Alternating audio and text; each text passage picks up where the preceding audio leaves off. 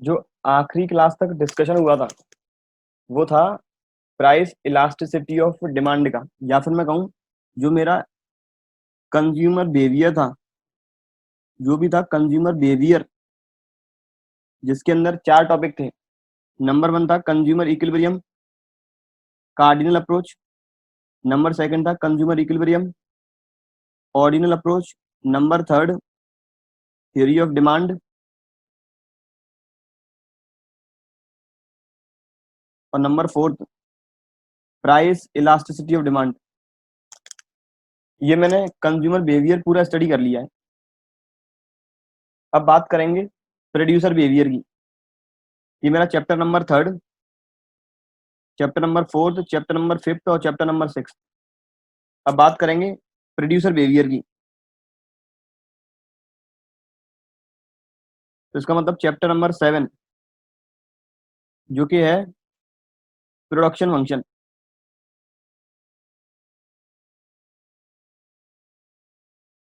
Chapter number 7 या कह सकते हैं प्रोड्यूसर बिहेवियर का यूनिट नंबर 1 प्रोडक्शन फंक्शन। इसके बाद पढ़ेंगे चैप्टर नंबर 8 में कॉस्ट, चैप्टर नंबर 9 में रेवेन्यू, फिर एक पढ़ेंगे सप्लाई, इलास्टिसिटी ऑफ सप्लाई। इस प्रोड्यूसर बिहेवियर में 5 यूनिट आएंगी, 5 या 6, जो भी बुक के ऊपर डिपेंड करता है। अगर एक चैप्टर को 2 पार्ट में डिवाइड कर दिया तो 6 यूनिट होंगी। एक चैप्टर अगर 2 यूनिट को एक में ही कंबाइन करके रखा है तो वापस 5 चैप्टर होंगे। आज बात करेंगे प्रोडक्शन फंक्शन की, प्रोड्यूसर बिहेवियर का यूनिट नंबर 1, या फिर कह सकते हैं चैप्टर नंबर 7 प्रोडक्शन फंक्शन। अभी तक जो भी मैंने डिस्कस किया था, मैंने सब कुछ स्टडी किया था प्रोड्यूसर के कॉन्टेक्स्ट में। मैं सॉरी, अभी तक जो मैंने डिस्कस किया था वो मैं बात कर रहा था हमेशा कस्टमर के रेस्पेक्ट में। मैं कस्टमर के पॉइंट ऑफ व्यू से हर बार सोच रहा था कि कस्टमर मार्केट में परचेज कब करेगा, जब उसे पर्टिकुलर कॉमोडिटी, पर्टिकुलर गुड एक रीजनेबल प्राइस पे अवेलेबल होगी। कस्टमर डिमांड कब क्रिएट करेगा, जब प्राइस डिक्रीज होगी। कस्टमर कॉफी की डिमांड रेज कब करेगा, जब सपोज यदि टी की प्राइस बढ़ती है तो। अभी तक मैंने केवल और केवल कस्टमर के रेस्पेक्ट में बात की थी। अब बात करूंगा मैं प्रोड्यूसर के रेस्पेक्ट में, इसलिए नाम है प्रोडक्शन फंक्शन। अब बात करेंगे प्रोड्यूसर के रेस्पेक्ट में। Producer, producer means a person who produce goods and services from factoral input and non factoral input. मैंने बात की प्रोड्यूसर का डेफिनेशन, या फिर मैं कहूं producer means a person who produce physical output from physical input. Producer means a person जो physical output produce करेगा फिजिकल इनपुट से। या मैंने बात की है केवल गुड्स की, केवल गुड्स की। अगर मुझे गुड्स एंड सर्विसेज दोनों इंक्लूड करने हैं तो producer means a person who produce goods and services from factoral input and non factoral input. सीधी आसान भाषा में प्रोड्यूसर का मतलब एक ऐसा व्यक्ति जो रॉ मटेरियल से फिनिश्ड गुड बनाता है, वो प्रोड्यूसर है। फैक्टरल इनपुट मतलब, अगर मैं फैक्टरल इनपुट की जगह लिख देता हूँ factor of production, factor of production कह लो या फिर कह लो फैक्टरल इनपुट। अब फैक्टर ऑफ प्रोडक्शन पता है हमें 4 हैं, land, labour, capital, entrepreneur. Land, labour, capital, entrepreneur. Capital denote करते हैं के से। तो फैक्टरल input and non factoral input, इनके अलावा जितने भी रॉ मटेरियल हैं वो सभी नॉन फैक्टरल इनपुट हैं। तो प्रोड्यूसर का मतलब एक ऐसा व्यक्ति, एक ऐसा एंटिटी जो फिजिकल इनपुट को फिजिकल आउटपुट में कन्वर्ट करे, या फिर जो फैक्टरल एंड नॉन फैक्टरल इनपुट से गुड्स एंड सर्विसेज प्रोड्यूस या फिर रेंडर्ड करता है, उसे बोलते हैं producer. What do you mean by production?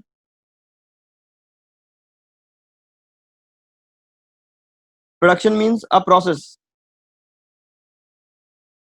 which converts physical input into the physical output.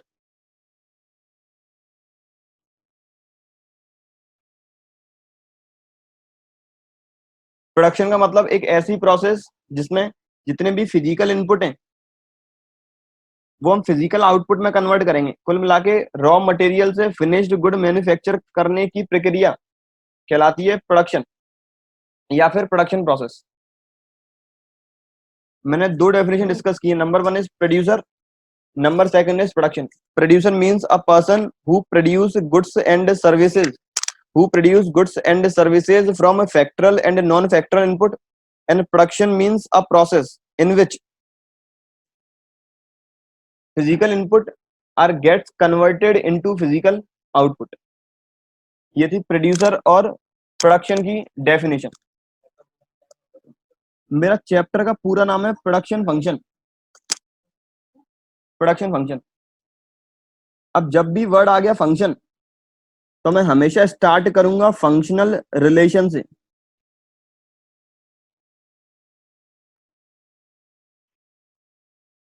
हमेशा स्टार्ट करूंगा फंक्शनल रिलेशन से definition.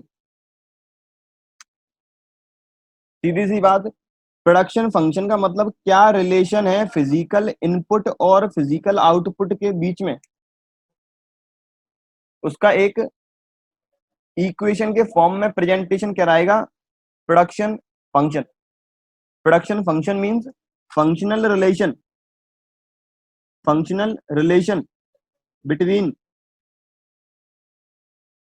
Between physical input and physical output. कि हम फिजिकल इनपुट और फिजिकल इनपुट से कितना फिजिकल आउटपुट प्रोड्यूस करेंगे, इसका एक फंक्शनल रिलेशन कहलाएगा प्रोडक्शन फंक्शन। सीधी सी बात, हमें एक इक्वेशन ड्राइव करनी पड़ेगी, उस पूरी इक्वेशन को बोलेंगे प्रोडक्शन फंक्शन। मैं बात कर रहा हूँ फिजिकल आउटपुट मतलब कितनी क्वांटिटी प्रोड्यूस होंगी, क्यों मतलब क्वांटिटी टू बी प्रोड्यूस्ड। मैंने गुड मान लिया एक्स की कि एक्स गुड की कितनी क्वांटिटी प्रोड्यूस होंगी, और फंक्शनल रिलेशन है तो F stand for functional relation bracket. Functional relation किसमें फिजिकल इनपुट और फिजिकल आउटपुट में। फिजिकल आउटपुट मतलब क्वांटिटी टू बी प्रोड्यूस्ड, और फिजिकल इनपुट मतलब फिजिकल इनपुट में मेरे जितने भी फैक्टर ऑफ प्रोडक्शन है वो सारे फैक्टर ऑफ प्रोडक्शन आ जाएंगे। लेबर और कैपिटल। प्रोड्यूसर के लिए जितने भी प्रोड्यूसर के पास जितना भी पैसा होगा उस पैसे से या तो producer labour intensive technique adopt करेगा या फिर कैपिटल इंटेंसिव टेक्निक अडॉप्ट करेगा। तो सीधी सी बात, जो अपना प्रोडक्शन फंक्शन है वो अपने फिजिकल इनपुट जो कि है लेबर एंड कैपिटल को डिनोट करेंगे के से। लेबर और कैपिटल के अकॉर्डिंग हम कितने यूनिट प्रोड्यूस कर पाएंगे एक प्रोडक्ट के, एक पर्टिकुलर प्रोडक्ट के, इसे बोलेंगे production function. It is a functional relation physical input and physical output. Quantity of good x to be produced is equals to functional relation bracket start labour and capital. या मैं चाहूं तो और add on कर सकता हूं land, entrepreneur, क्योंकि चार फैक्टर ऑफ प्रोडक्शन। ये मेरा है प्रोडक्शन फंक्शन की डेफिनेशन।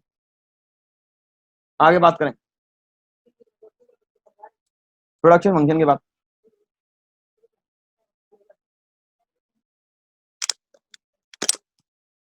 एक प्रोड्यूसर जितने भी गुड्स एंड सर्विसेज प्रोड्यूस करेगा वो दो टाइप के फैक्टर से गुड्स एंड सर्विसेज प्रोड्यूस करता है। मैं जितने भी फैक्टर ऑफ प्रोडक्शन लगा रहा हूं ये सभी फैक्टर ऑफ प्रोडक्शन दो पार्ट में डिस्ट्रीब्यूट है। जितने भी फैक्टर्स हैं वो दो कैटेगरी में डिवाइड है। Number one is fixed, number second is variable. अब फिक्स्ड और वेरिएबल में डिफरेंस कैसे समझेंगे, पहले मैं एक एग्जांपल के साथ डिस्कस करूं। आज मैंने एक दुकान खोली है, मैंने आज एक गारमेंट शॉप ओपन की है।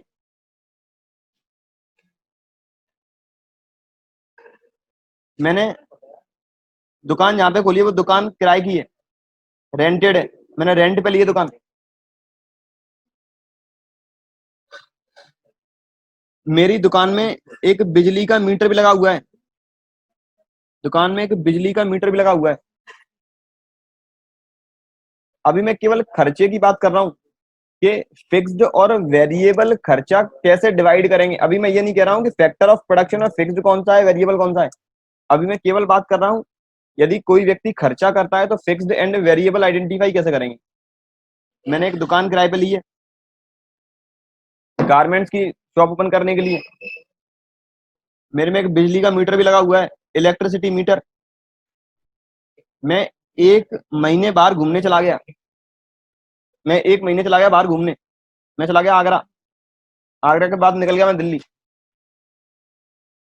मेरी एक महीने तक दुकान बंद रही।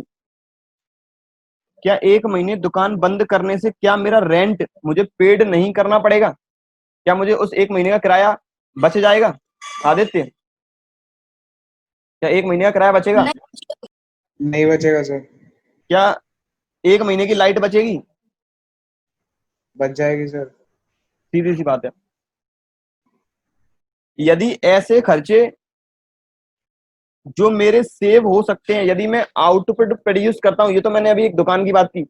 अब मैं बात करता हूं एक फैक्ट्री की, एक फैक्ट्री की। मेरी फैक्ट्री है कपड़ा मैन्युफैक्चरिंग की, क्लॉथ मैन्युफैक्चरिंग की, गारमेंट्स मैन्युफैक्चर की। ये फैक्ट्री रेंटेड है। मैं यदि इस फैक्ट्री को एक महीने बंद रखता हूं तो मुझे रेंट पेड करना पड़ेगा। यदि इस फैक्ट्री को बंद करूंगा तो मैं लेबर की वेजेस पेड नहीं करूंगा।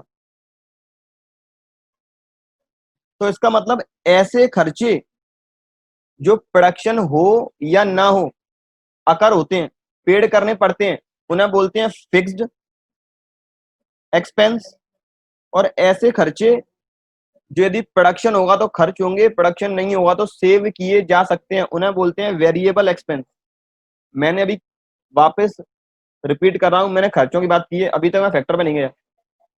Those expense which doesn't change with the change in output. अब मेरी डेफिनेशन समझे, मैंने क्या डेफिनेशन बोली।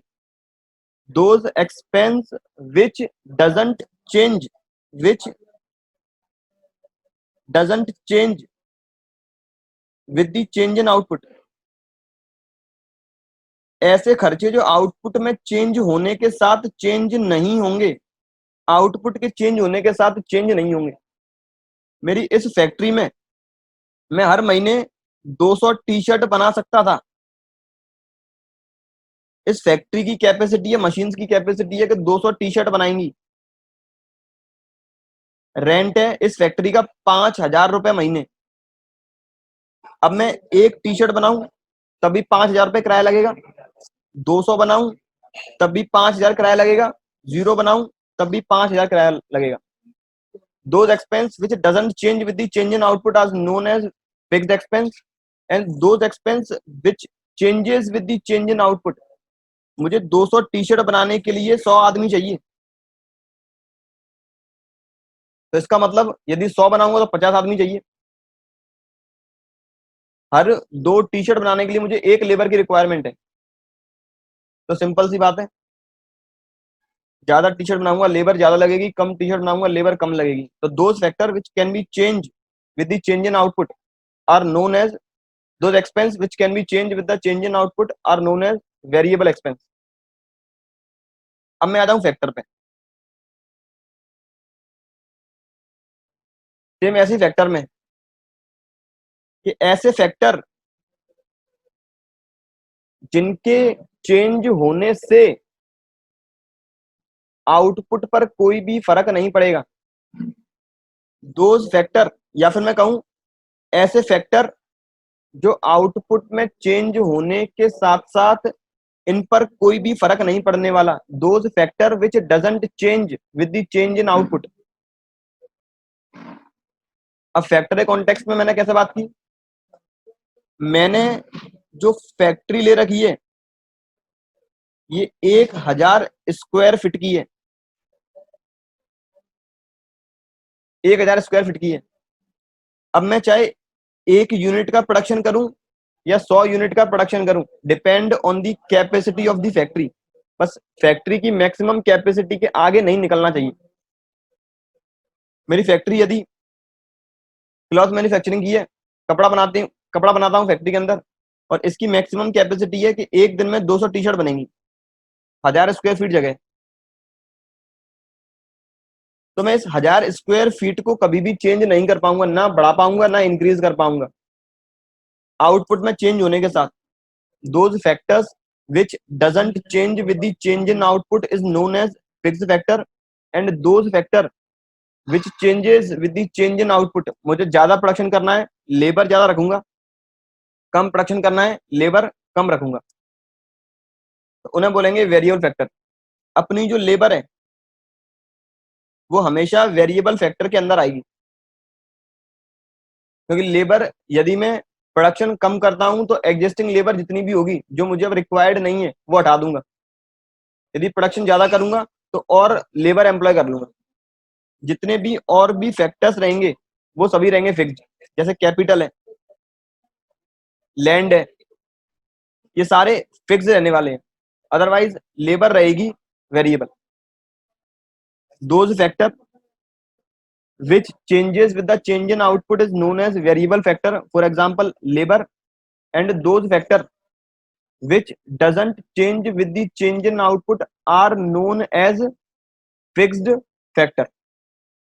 ये बात थी वेरिएबल फैक्टर की और ये बात थी फिक्स फैक्टर की। अब जो भी मैं प्रोडक्शन फंक्शन चैप्टर के अंदर डिस्कस करूंगा इकोनॉमिक्स में अपने सिलेबस के अकॉर्डिंग, प्रोड्यूसर बिहेवियर के अकॉर्डिंग 3 टाइम पीरियड है, वेरी शॉर्ट, शॉर्ट और लॉन्ग। प्रोडक्शन की फेजेस के अकॉर्डिंग टाइम पीरियड को 3 कैटेगरी में डिवाइड किया गया है, वेरी शॉर्ट, शॉर्ट और लॉन्ग। वेरी शॉर्ट हम डिस्कस नहीं करेंगे क्योंकि सिलेबस में नहीं है, हम बात करेंगे केवल शॉर्ट की और लॉन्ग की। शॉर्ट टाइम पीरियड डिपेंड करेगा उस पर्टिकुलर प्रोडक्ट पे, उस पर्टिकुलर कॉमोडिटी पे कि प्रोडक्ट है क्या, क्या पता उसकी मैन्युफैक्चरिंग प्रोसेस या मैन्युफैक्चरिंग करने में टाइम कम लगता है तो उसके हिसाब से डिवाइड करेंगे, ज्यादा समय लगता है तो उसके हिसाब से डिवाइड करना पड़ेगा।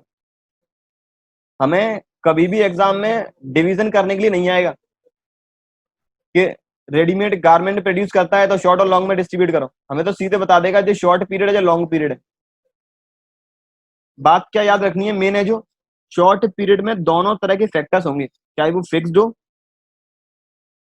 या वो वेरिएबल हो।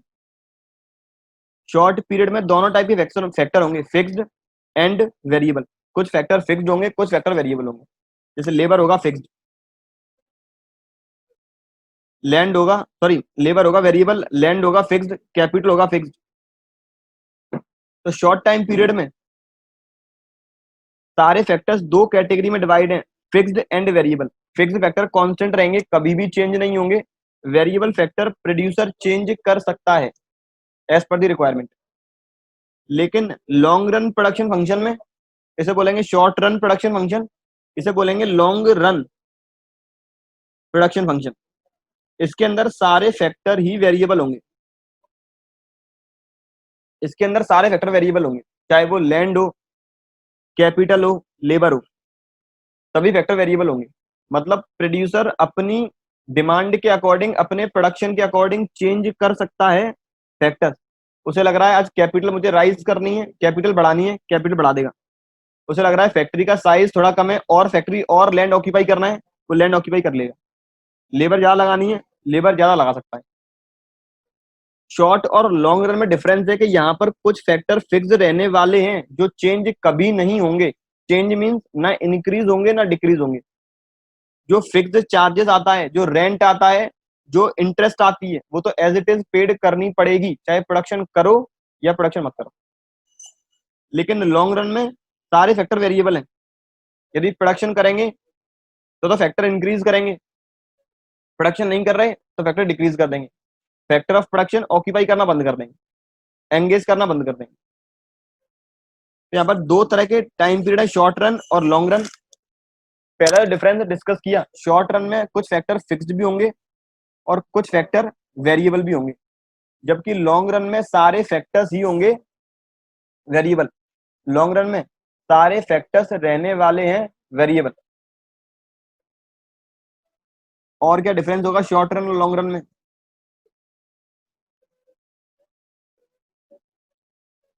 शॉर्ट रन और लॉन्ग रन में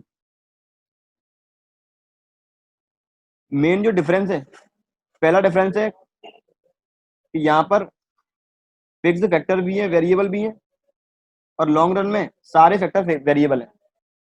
दूसरा जो डिफरेंस है, मेन डिफरेंस है, शॉर्ट रन में अप्लाई होगा law of variable proportion. Short run में जो एप्लीकेबल लॉ है वो है लॉ ऑफ वेरिएबल प्रपोर्शन, या पूरा नाम लिख दूं एक बार में,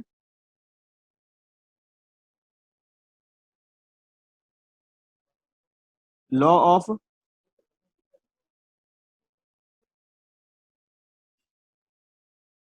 वेरिएबल प्रपोर्शन।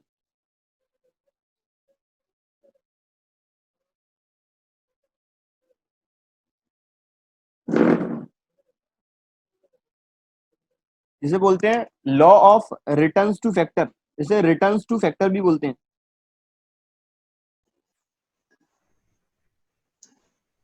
और यहां पे लगेगा law of returns to scale, law of returns to scale. हमें अपने पास इस साल टाइम बहुत है, तो मैं आपको ये वाला लॉ भी पढ़ाऊंगा। जो लोग वास्तव में पढ़ने में इंटरेस्टेड है, उन्हें पढ़ने में मजा आएगा, उनके लिए अपन ये वाला लॉ भी पढ़ेंगे। ये सिलेबस में नहीं है, मैं बता दूं। जितने भी सीबीएसई वाले हैं उनके लिए ये वाला सिलेबस में नहीं है। 11 सीबीएसई वाले हैं, 12th वालों के लिए दोनों है। 12th आरबीएसई वाले हैं, उनके लिए ये दोनों लॉ हैं, चाहे लॉ ऑफ वेरिएबल प्रपोर्शन हो या law of return to scale हो। इस बार पूरा पढ़ेंगे अपन। तो ये लॉ हम डिस्कस करेंगे कल, जो लॉ ऑफ वेरिएबल प्रपोर्शन है। हाँ, सर ये लॉन्ग रन है, इसमें भी तो लैंड लेते ही होंगे, तो सर लैंड फिक्स होती होगी ना सर? लैंड वेरिएबल है, फिक्स रहने का मतलब है मैं साइज इंक्रीज नहीं कर पाऊंगा, लेकिन लॉन्ग रन में साइज में इंक्रीज कर सकता हूँ, चाहे जितना चाहे। कैसे कर दोगे सर? मेरा पैसा है, लॉन्ग रन में सीधी बात कैपिटल को मैं रेज कर सकता हूँ, लेकिन शॉर्ट रन में कैपिटल रेज नहीं कर पाऊंगा। शॉर्ट रन में नेगेटिव नेगेटिव पॉइंट क्या है कि एक प्रोड्यूसर ने जितनी भी कैपिटल इंट्रोड्यूस की है, कि जितना भी पैसा लगाया है वो इंक्रीज नहीं होगा। ऐसा मानते हैं कि वो कांस्टेंट रहेगा, फिक्स रहेगा।